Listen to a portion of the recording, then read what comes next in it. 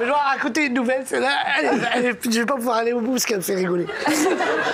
C'est un couple, ils ont un enfant. Quand ils ont envie de faire un peu des câlins, bon, t'as vu comme il y a le petit, ils ont mis un code en place. Il a dit, écoute, ce que je vais faire, chérie, quand je t'envoie le petit, je te dis j'ai envie de voter.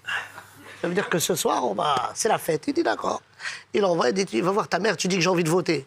Il dit, papa, il a dit qu'il voulait voter. Il dit, d'accord, ce soir, on vote. Sauf qu'un jour, un matin, ils se prennent un peu la tête. L'autre, il oublie l'embrouille qu'il a avec sa femme. Il envoie le petit, il dit, va voir ta mère, tu dis que j'ai envie de voter ce soir. Le petit, il va voir maman, papa, il veut voter ce soir. Il dit, écoute, tu dis à ton père, ce soir, il n'y a pas de vote. Alors il revient, il dit, papa, maman, elle a dit que ce soir, il n'y avait pas de vote. Il dit, écoute-moi bien, tu dis à ta mère que si je vote pas ce soir, je vais aller voter dehors. Attends. Le petit, il va voir sa mère, il dit, maman, papa, il a dit que s'il votait pas ce soir, il allait voter dehors. Il dit, écoute, mon petit, tu dis à ton père, s'il vote dehors, j'ouvre un bureau de vote ici.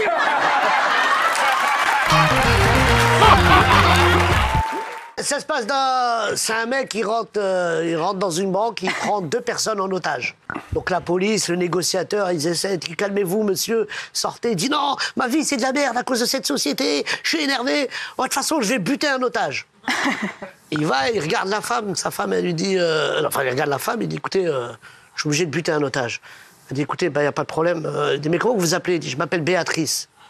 Et là, le mec, il commence à pleurer. Il pleure avec son flingue, il pleure. Il dit, mais pourquoi vous pleurez?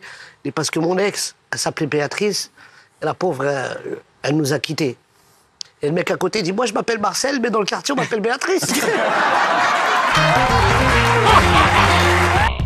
À Casablanca, il y a un taxi là à l'arrêt, et là tout de suite, il y a une dame qui rentre, elle est complètement nue.